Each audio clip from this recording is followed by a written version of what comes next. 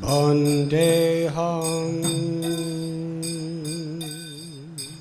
The following is a continuation of the lecture given by His Holiness Radhanath Swami Maharaj, recorded on February 24, 2002 in Pune.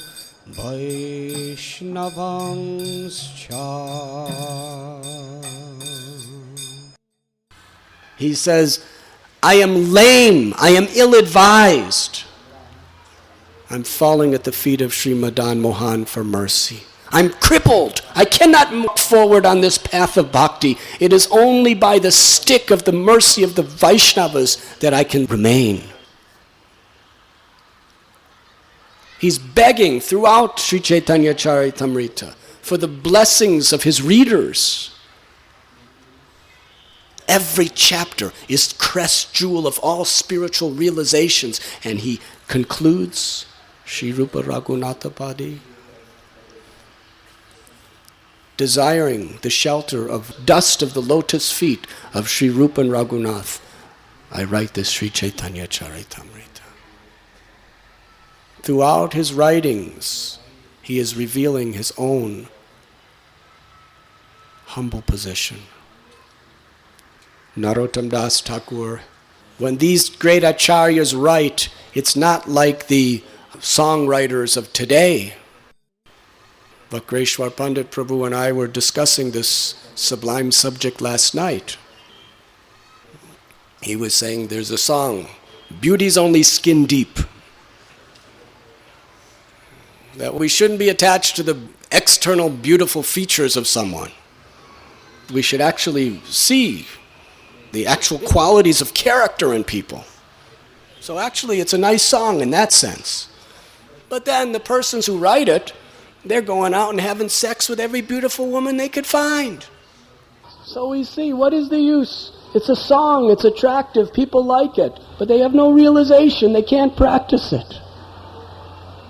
But when our acharyas write their prayers, they are speaking from the genuine, honest recesses of their hearts. They're not getting paid for their songs. They're not trying to sell records. They're simply expressing their love. If nobody reads it, that doesn't matter. They're simply expressing their hearts to the Lord and His devotees. Patita pavana hetu tava avatar mosamo patita prabhu napai bayar. Narottam Das Thakur is saying, my Lord, you are Patita Pavan Avatar.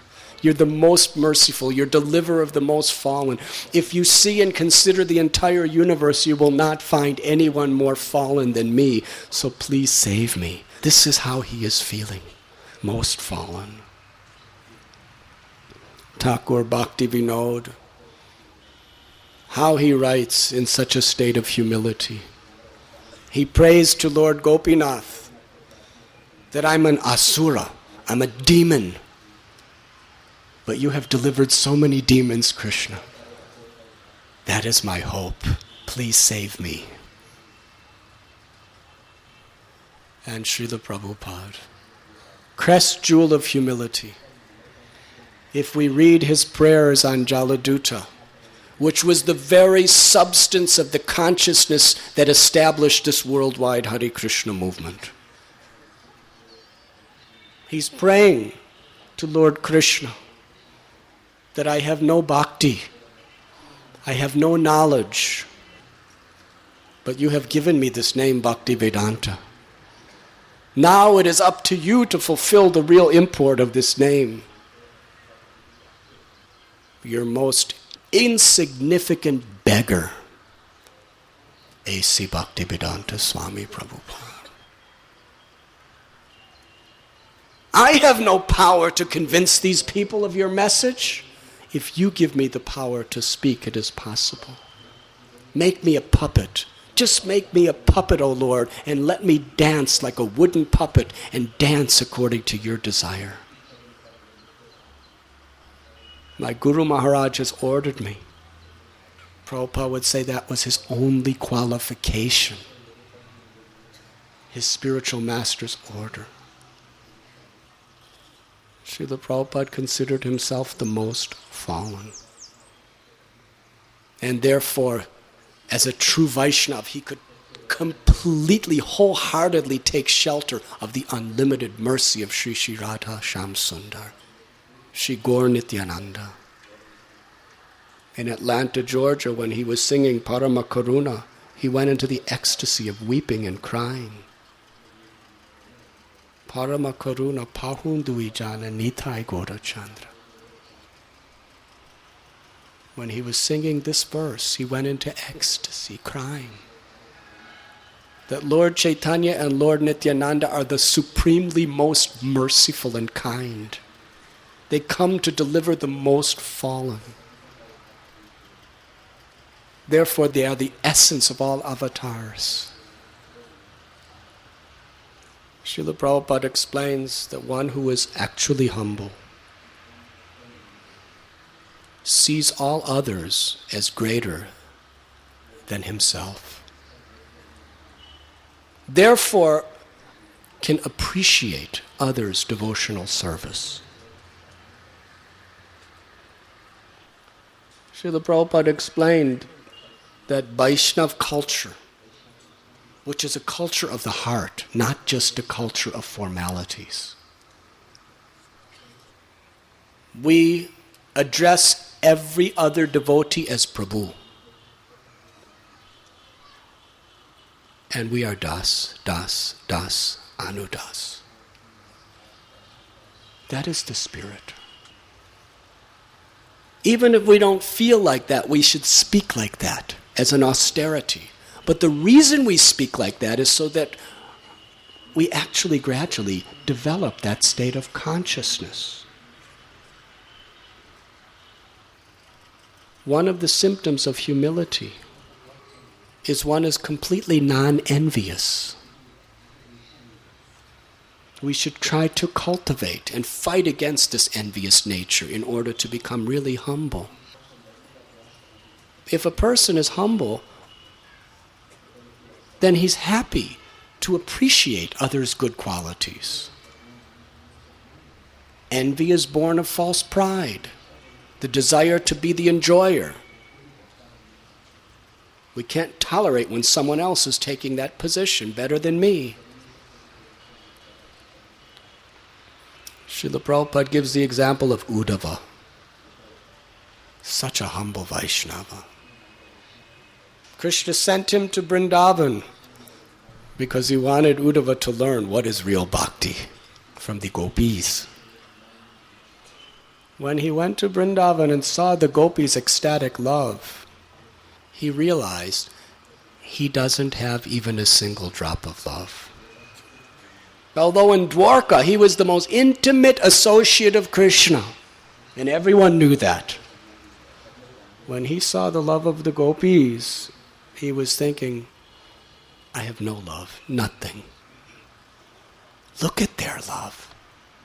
Look at their condition and the separation from Krishna. Vrindavan is practically being flooded with their tears. They cannot eat, they cannot speak, they cannot move. They're simply crying out for Krishna 24 hours a day. Such love.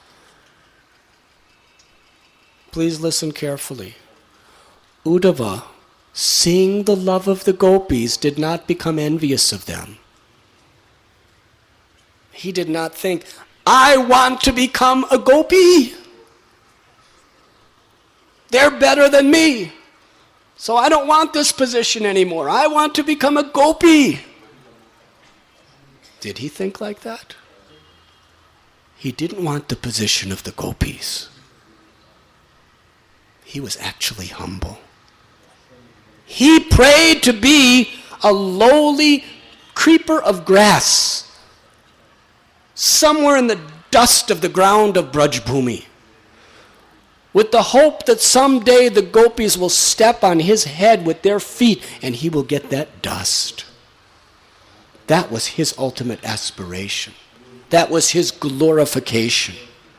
He did not want the position of the gopis. He wanted the lowliest position of servant of the gopis. That is humility. And all of our acharyas, since the day that beautiful prayer was spoken, has quoted Uddhava, that this is bhakti. To give all glory, all credit to the great souls. To consider ourselves insignificant. To never want to take their position, but want to take the lowliest position of serving them. If you actually think someone is really great, then you want to take a lowly position to serve them. That is a Vaisnava.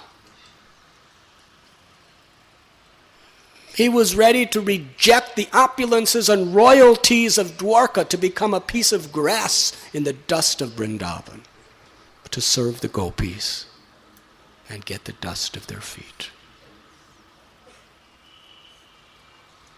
Lord Chaitanya Mahaprabhu, after he took sannyas, he came to Shantipur to meet his devotees. And there he saw Sachimata. What a pathetic scene that was. Sachimata is seeing her beloved child no longer having that beautiful, shining, blackish hair that was the essence of all opulences, cascading down his broad golden shoulders, but he had the shaved head of an ascetic.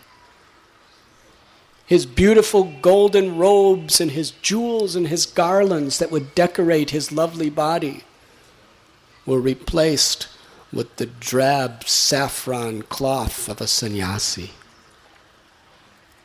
Her heart was broken.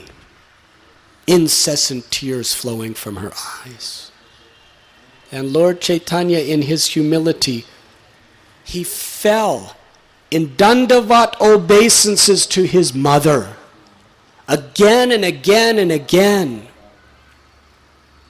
And then with folded palms, he began to pray to his mother that I'm a crazy man. What I have done is immoral and unethical. I have made a big mistake. I had no right to take sannyas. You have given me this body. You have nourished me with this body. You have nourished me with your food, with your love, with your care and your affection. My body is your property. I had no right to do this. Now, my dear mother, I'm yours. Wherever you want me to live, whatever you want me to do, I will do. Such humility. When Sri Chaitanya Mahaprabhu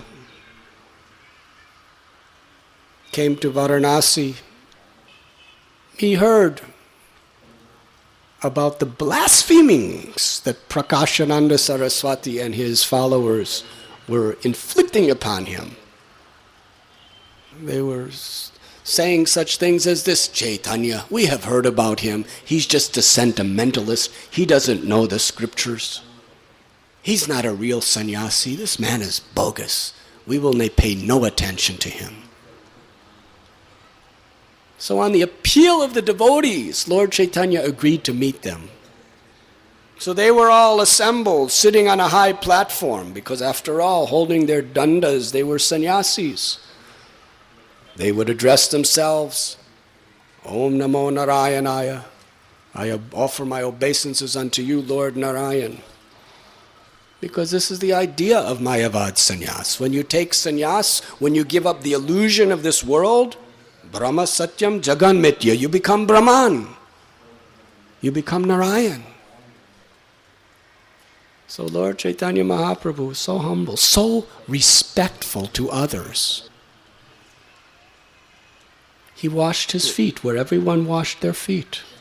And then he sat down at that place in the water of the foot wash of everyone else and began to display his effulgence. The sannyasis, they never saw a sannyasi like this before. Not only was he effulgent like Brahman itself, but sannyasis are very eager to go sit on that high platform because they're Brahman. Here's a sannyasi taking a lower position than a brahmachari. In fact, Chaitanya Mahaprabhu, in his humility, he didn't even take a sannyas title. He kept his brahmachari name.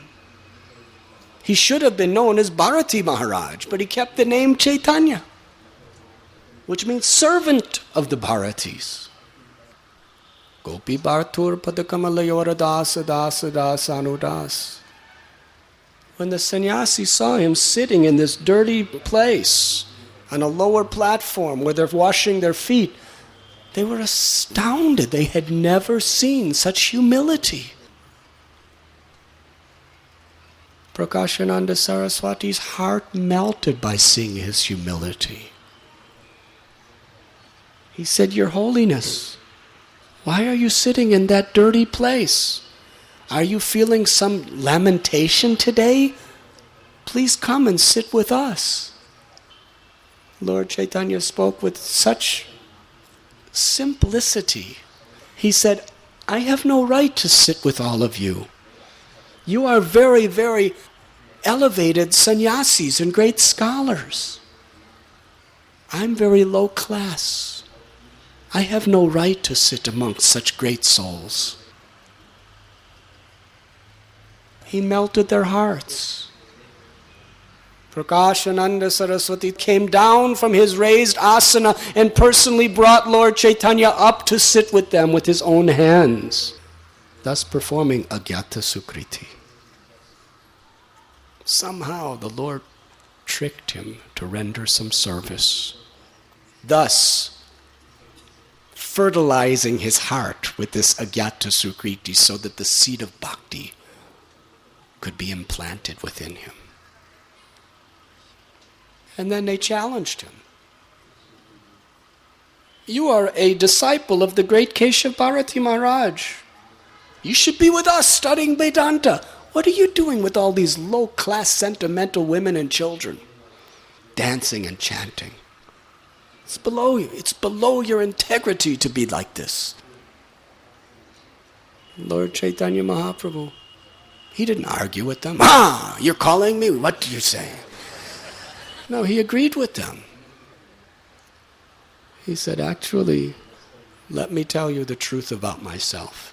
My Guru Maharaj said I was a fool. When it was time for me to study Vedanta, he said, you are a fool, my child. You'll never understand this Vedanta. You should just chant this Hare Krsna Mahamantra. Harinama, Harinama, Harinameva Kevalam, Kalo Nasteva Nasteva. So I started chanting Harinam. And then I came back to my Guru and I said, something's happening. I'm going mad. Tears are coming from my eyes, my hairs are standing on end, I'm trembling in my body, I don't know what's happening to me. My Guru Maharaj said, oh, my dear child, this is very good. You are attaining love of Krishna. Now give this Hare Krishna Mahamantra to the world. Lord Chaitanya was so humble, he never officially preached the Harinam Sankirtan movement until he received the order of his spiritual master. He wanted to give the credit and the glory to his spiritual master rather than taking it for himself. And then when he explained his version of Vedanta to the Mayavadi sannyasis, their hearts were already so soft that they surrendered to him. Similarly with Sarvabhauma Bhattacharya, how the Lord respected him. He was also a great, great Mayavadi scholar. And his brother-in-law, Gopinathacharya, he was disgusted with Sarvabhauma Bhattacharya. Sarvabhauma Bhattacharya said to Gopinathacharya, he's a very beautiful young boy, 24 years old, but how's he going to maintain his sannyas? He's very beautiful. And besides that, he's from this Bharati Sampradaya, that's not very prestigious. I can elevate him to a higher level of sannyas. Gopinathacharya said, what nonsense garbage you're talking, Sarvabhauma. He's the Supreme Personality of Godhead. He doesn't need you to elevate him. Sarvabhauma Bhattacharya said, do you know who you're talking to? You're talking to Sarvabhauma Bhattacharya. I know the Shastras. There's no mention of God in this age of Kali Yuga coming. Where is the evidence that he's the Supreme Lord? So he was presenting so much evidence. Sarvabhauma Bhattacharya kept arguing with him, and Gopinathacharya was becoming very angry. He said, because you have not received even one particle of a drop of the mercy of the Lord, therefore you're such a hard-hearted, dry logician that you can't even see him when he's right before your eyes. And Sarvabhauma Bhattacharya said, we're just having a discussion. Don't get so angry. So Gopinathacharya told Lord Chaitanya all this, and Lord Chaitanya said, no, don't treat him like this. He's like my father. He wants to care for me. He wants to protect me. I accept him as such. You should all honor him in this way. Here's the Supreme Personality of Godhead, the speaker of Bhagavad Gita, the subject matter of Srimad Bhagavatam, the ultimate Vedaishcha sarveraham eva vedyo vedanta krid veda vedeva chaham, the goal of Vedanta. And Sarvabhauma Bhattacharya approaches him and says, my child, Swamiji, I think that you won't survive as a sannyasi unless I teach you Vedanta. Because it's Kali Yuga and they're very young and beautiful and so many Matajis will come and... I'm not speaking word for word, but this is the spirit. So Lord Chaitanya was so humble. He said, yes, you are like my father. You are my teacher. Please instruct me in Vedanta. He offered him all respect. And then he was so respectful that he sat for days and days in Jagannath Temple hearing his discussion of Vedanta. And then Sarvabhauma Bhattacharya said, why have you not asked any questions in all these days? He said, do you have a better idea of Vedanta? He said, yes. But he said it with such respect, like a son to a father. He said, Vedanta Sutra, it is as brilliant and as clear as the sun at noon. And your interpretations are like a big dark cloud that completely obscures the real light of the sun, of the meaning of Vedanta. Huh? Well, you tell me what your meaning is. He explained it and Sarvabhauma Bhattacharya surrendered. Amanina manadena. How he respected this person. How Chaitanya Mahaprabhu respected every living entity. This was the cause of pain for some of the Vaishnavas. Lord Chaitanya, to his Guru's godbrothers, would offer all respects and services. We find whenever there was prasad taking, he would always sit on the same level and take with Paramananda Puri, Brahmananda Bharati, Nityananda Prabhu, Advaitacharya, because they were all his Guru's godbrothers. He would serve them. He would honor them. He would respect them. He would respect every living being. Even the most fallen Shudras,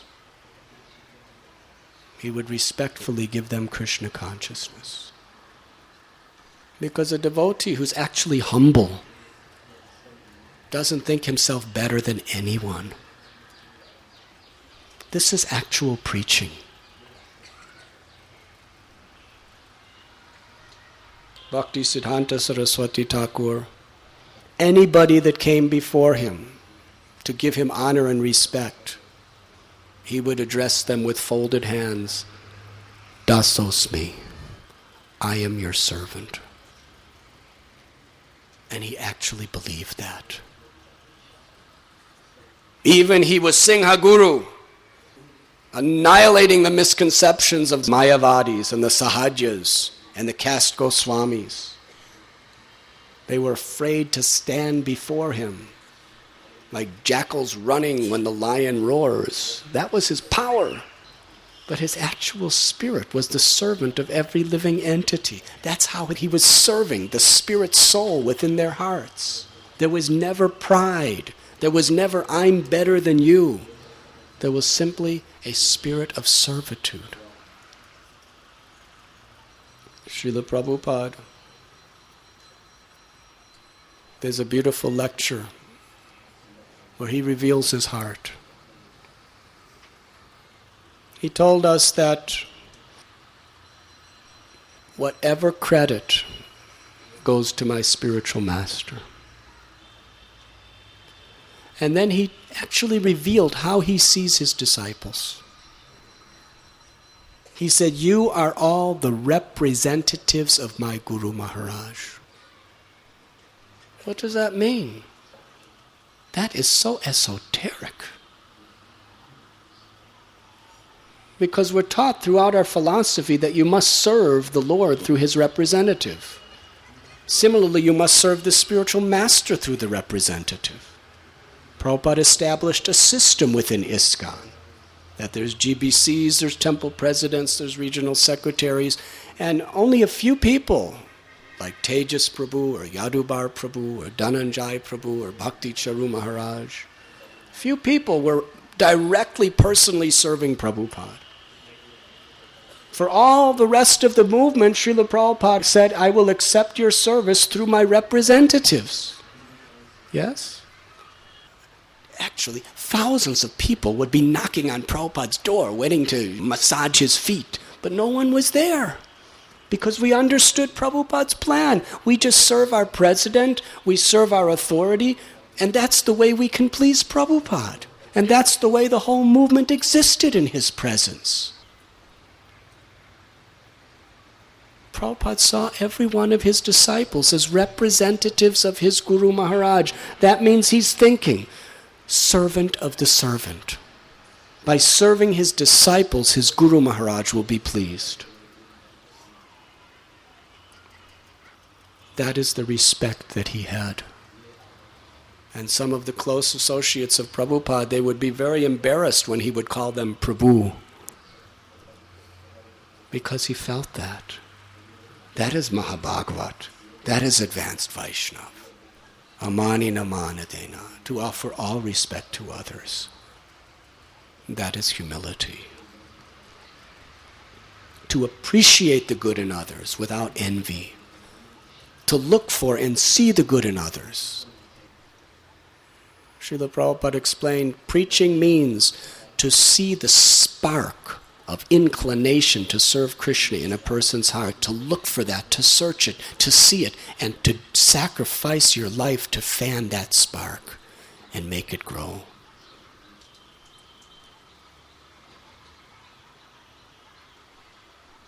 Another natural quality of humility is to give all credit to others. Even for that, apparently we have done ourselves. This is very, very difficult. How many of us sometime in your life wanted to take credit for something you really didn't even do? Actually, prakrite kriyamanani gunai karamani saravasha. Krishna is the controller of all material and spiritual energies. We cannot exist without his mercy.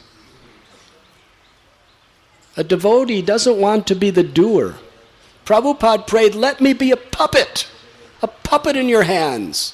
Do you ever see a puppet saying, "I'm such a great puppet"? If you go to a puppet show, how many people give credit to the puppets? Maybe ignorant little children. They say, "Oh, that puppet is very glorious person." But an adult knows that it's the puppeteer that's making the puppet talk and walk, and whatever the puppet has done is only by the glory of the puppeteer. Yes? Prabhupada said, "Let me be your puppet." He didn't say, "Let me be your acharya." I'll be an acharya as your puppet if that's what you want. But his identity is puppet. That means all credit to Krishna, all credit to Guru. Lord Chaitanya Mahaprabhu exhibited this to the superbly beautiful extent. When he was living in Jagannath Puri, Sripad Vallabha Bhattacharya came to meet him. Lord Chaitanya had already met Vallabha Bhatt in Prayag during Kumbh Mela or Magh Mela time.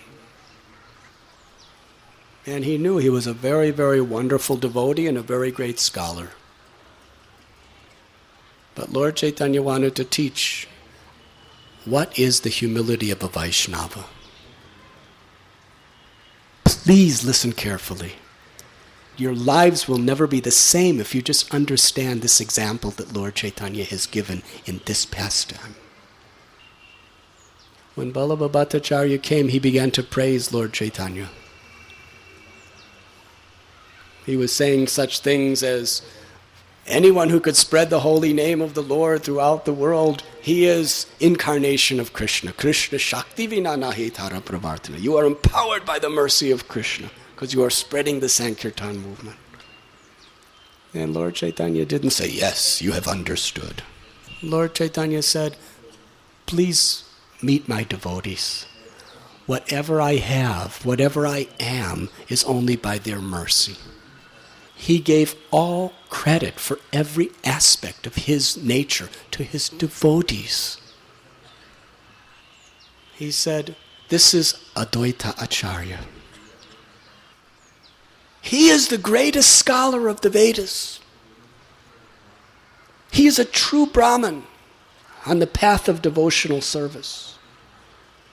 Whatever knowledge of Krishna I have, whatever devotion I have, it is only due to what I have received from Sri Advaita Acharya.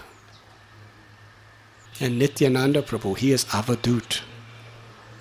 He has such glorious taste for Krishna consciousness, such a merciful, compassionate spirit to preach. Whatever compassion I have, whatever kindness I have to others, it is what I have learned from Nityananda Prabhu. And this is Sri Ramananda Rai. He is supremely expert at all rasas. He has understood and realized the essence of the esoteric, loving mellows of Vrindavan Dham. And he has taught me these things. Whatever I know, whatever I understand about the rasas of love of Sri Vrindavan is only due to the mercy of what I have learned from Ramananda Rai. And this is Swarup Damodar Goswami.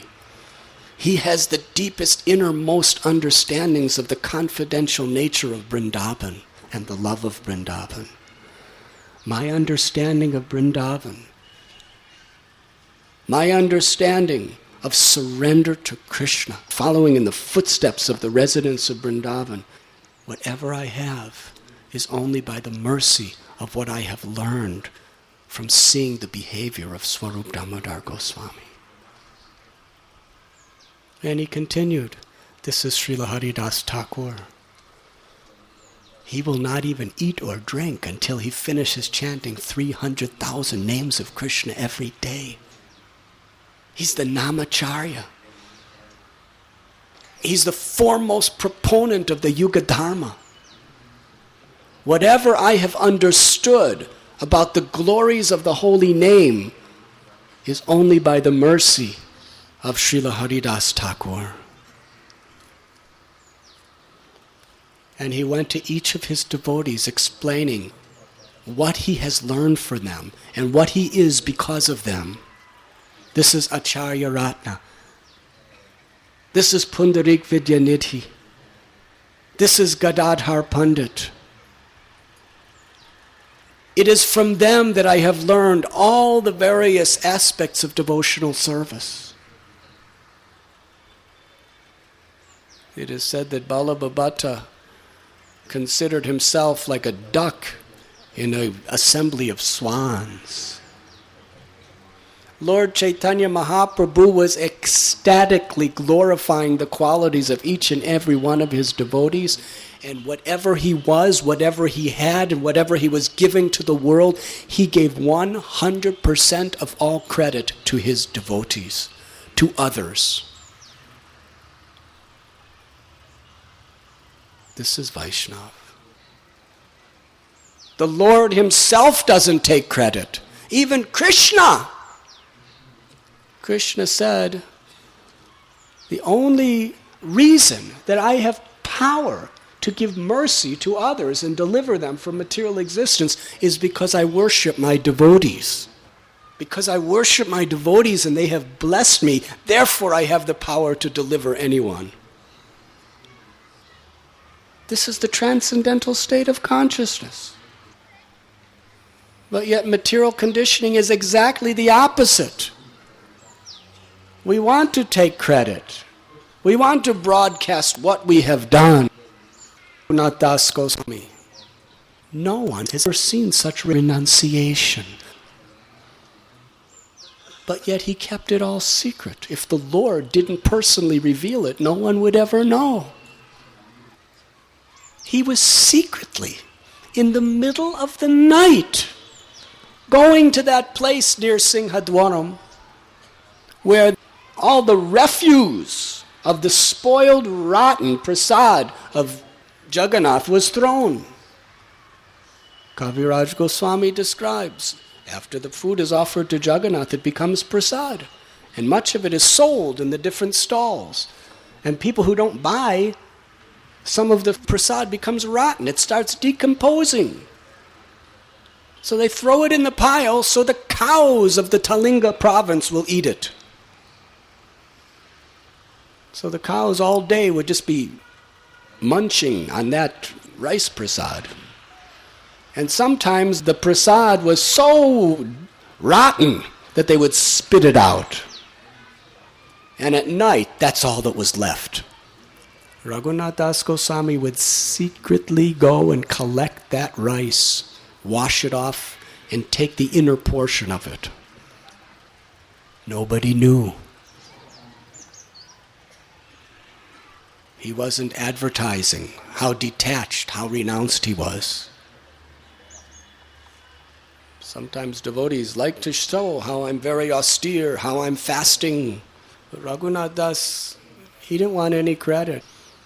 He was thinking himself so lowly, he was thinking himself so fallen, that this is the food he deserves. He didn't even deserve that. That was his state of consciousness. Such humility. Chaitanya Mahaprabhu, somehow or other, he heard about what Raghunath Das was eating. And he went to his bhajan kutir one day. Right at the time Raghunath was eating that old decomposed cow remnants. And he said, "Oh, Raghunath, I heard you're eating very sumptuous, opulent prasad. Please give some to me." Raghunath hid it away. He said, "No, my Lord, I don't know who told you like this." He said, give me. He said, "No, there isn't any." And Lord, he knows everything, past, present, and future. He knew where the prasad was. He grabbed it and ate it. Raghunath was saying, "Please, Swarup Damodara Goswami," after he took one portion, he just couldn't tolerate seeing Lord Chaitanya eating. He said, that's enough.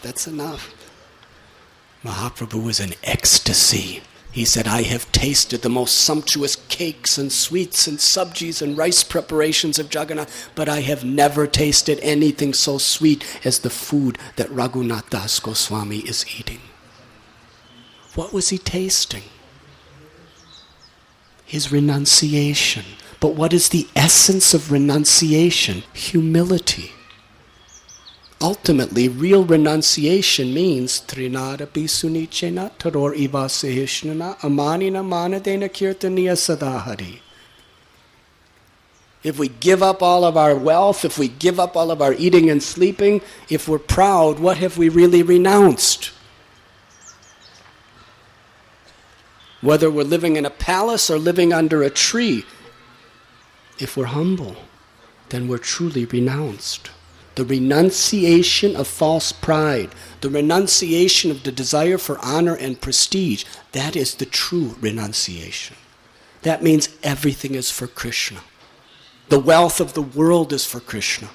All honor, respect, and glory is for Krishna, and we will give it to Krishna. How? Through Guru, through the Vaishnavas. Let them have all honor and all glory, because that way Krishna will accept it, but nothing for me. That is humility. To give all credit to others. Kaviraj Goswami, he took absolutely no credit for Sri Chaitanya Charitamrita. He gave all credit to Lord Nityananda Prabhu, who sent him to Vrindavan. He says, I'm not even writing this. By some mystical miracle, Sri Chaitanya Mahaprabhu is moving this hand and making these words come out. How could I write? I'm old, I'm invalid, I'm about to die. I'm suffering so many invalidities. I cannot write this. It is a great miracle. It is astonishing how Sri Chaitanya Mahaprabhu is writing through me.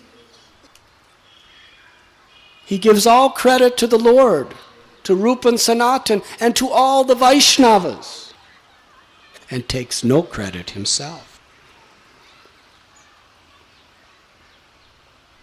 Srila Prabhupada, he didn't accept any credit for himself. The only qualification I had is I am simply repeating the words of my spiritual master. So many other people were repeating the words of Srila Bhakti Siddhanta Saraswati.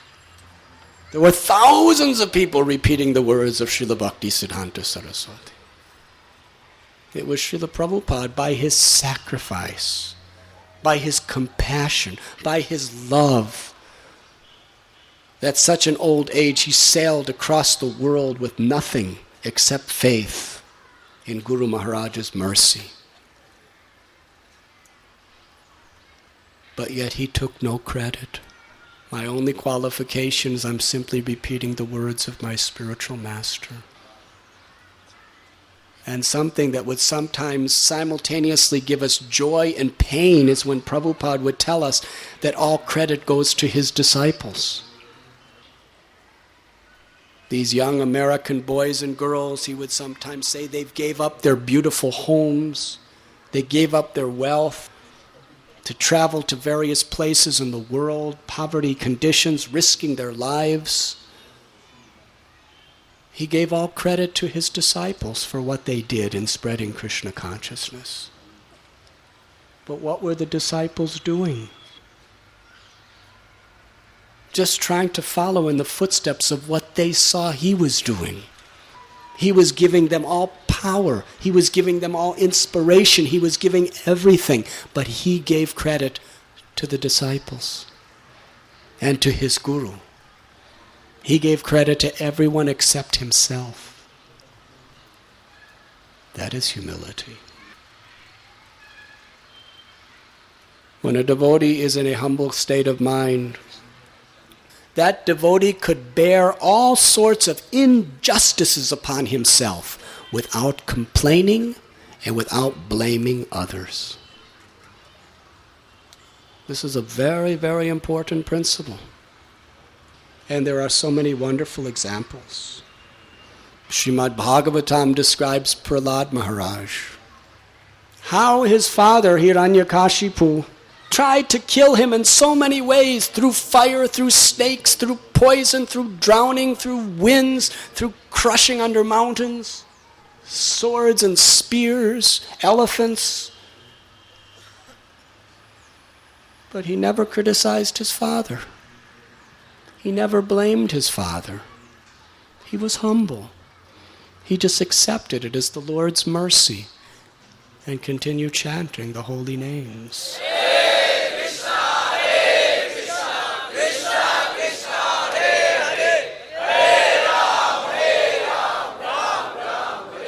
When Haridas Thakur was beaten in those 22 marketplaces, he didn't blame. He was only praying for the deliverance of the people who hated him and were trying to kill him. Forgiveness. When you're humble, you forgive people who create injustices to you. There's no envy, there's no vengeance. I deserve worse. That's humility. That's what purchases Krishna. Not this vengeful, I will get back at you. You have done injustice to me. That is not a way a Vaishnava thinks. You may get back. You may get your fame and glory back in this world, but you'll never get Krishna. Ambarish Maharaj, he didn't do anything wrong. When Durvas Muni came, he was fasting for the welfare of the citizens. He took a little charanamrit, which according to the Shastras, that's both breaking fast and not breaking fast. And Durvas Muni, for that slight detail, he wanted to murder him. He created a monster to kill him. And Ambarish Maharaj just stood with folded palms. Krishna, if you want me to die, I'm ready. Durvas Muni is not my enemy. You are appearing before me in his form, whatever you want to do. Bhakti Vinod Thakur prayed in this way. My Lord, if you want to kill me or if you like to protect me, I'm your servant. You can do anything with me. Durvas Muni was running away from the Sudarshan Chakra for 1 full year, and Ambarish Maharaj, so respectful, he remained fasting that whole year because he wouldn't eat until he served his guest.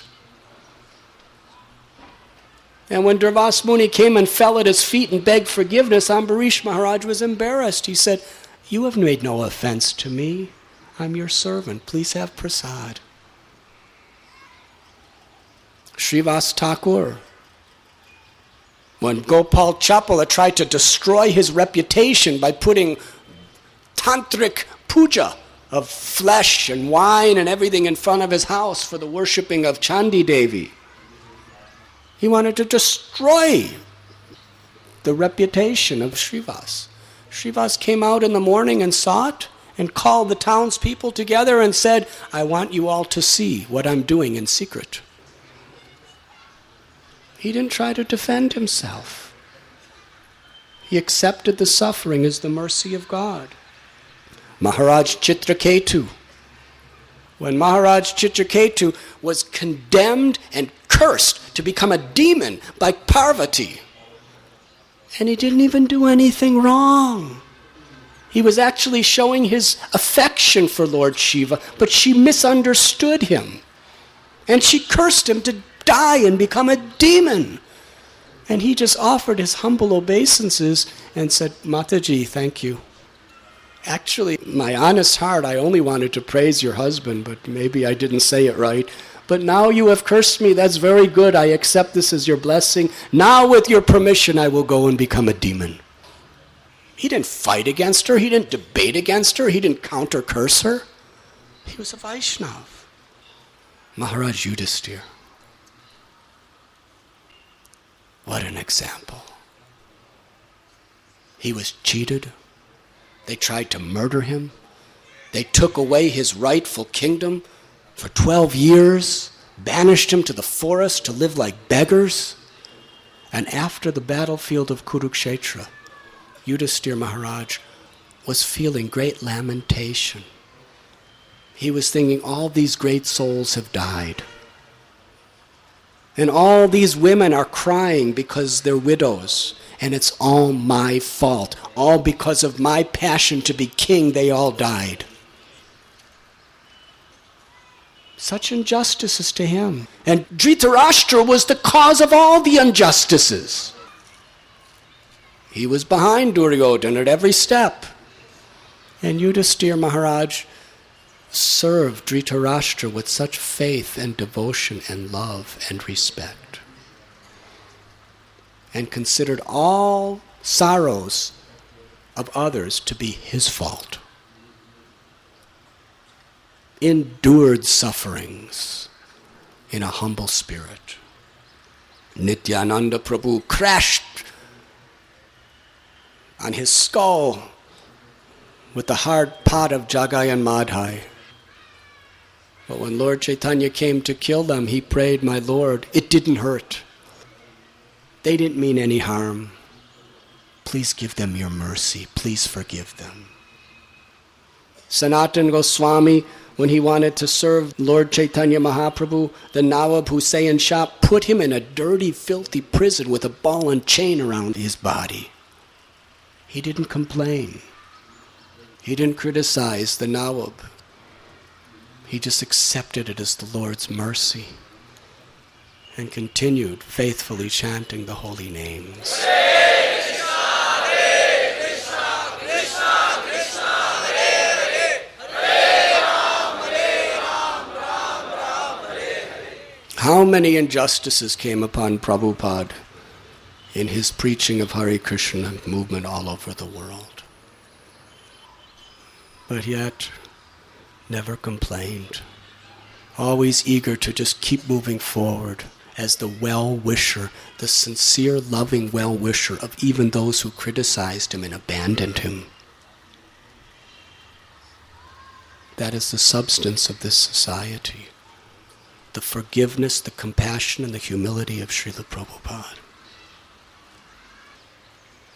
Srila Prabhupada said, in this age of Kali Yuga, the only way one can curb one's mind is by chanting the holy names with humility. Ultimately, there's no other way. Krishna tells us in Bhagavad Gita how difficult the mind is to control. Arjuna says, more difficult to control than the raging wind. We all know, every living being in this material world knows how powerful the mind is. When lust and anger and greed and pride and illusion, when they seat themselves within the mind becomes like an uncontrolled animal. Bhagavatam says, just like a hunter has to keep constant surveillance over a wild man-eating animal, similarly, we have to keep guard over the mind. Otherwise, the mind will devour us, will destroy us. Why people fall down? Why people leave devotional service?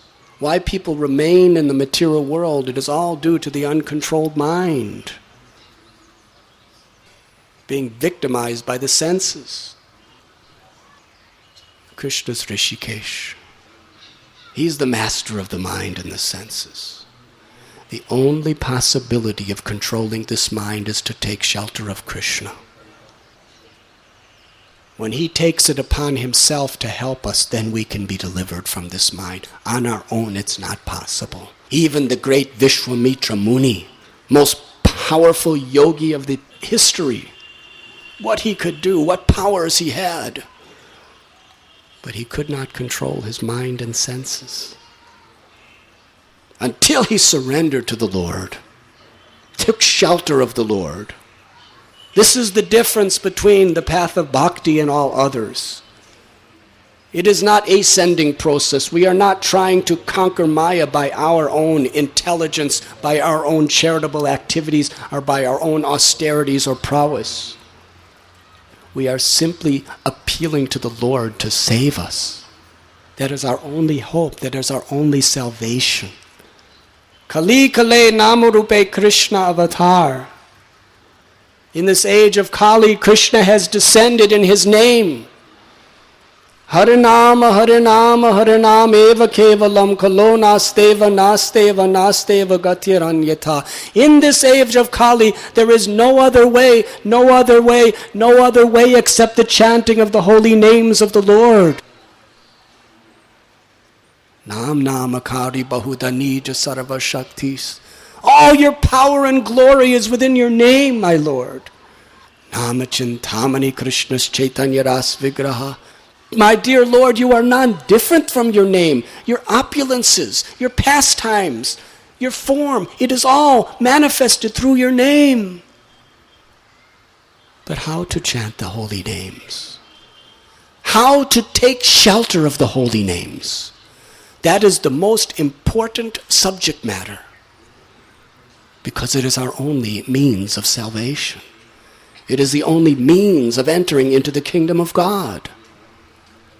Srila Prabhupada explains that the mind is tormenting us and keeping us distant from Krishna since time immemorial.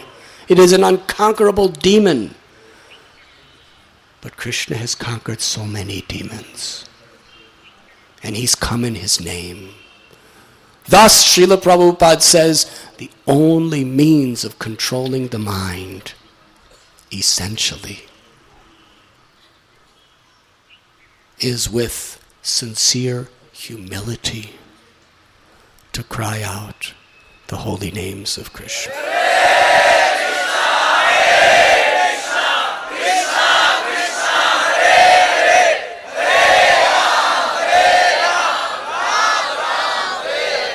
Srila Prabhupada ki jai. Thank you very much. Please forgive if I spoke too much, but I'm a rascal. We'd like to welcome His Grace, Sriman Bhima Prabhu.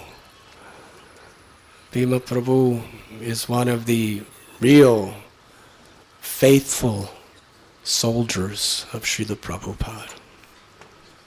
He has 100% given his life, his soul, his everything in the service of Prabhupada. He is one of the most highly respected devotees within our society. Very exemplary grihasta. On Prabhupada's behalf, over the years, he's been willing to accept so many inconceivable challenges and faithfully serve the devotees. He's really one of the pillars of our International Society for Krishna Consciousness. And his service in Bombay, Sri Radha Ras Bihari Temple, has been, it's beyond my words to explain. He's done so much for all of us. He's a person who deeply dives into Prabhupada's teachings and his books as his exclusive source of spiritual strength. Excellent sadhana, humble nature. He's just totally sold out to our Guru Maharaj, and therefore we all are eternally indebted to him. Let us very enthusiastically and graciously welcome Bhima Prabhu.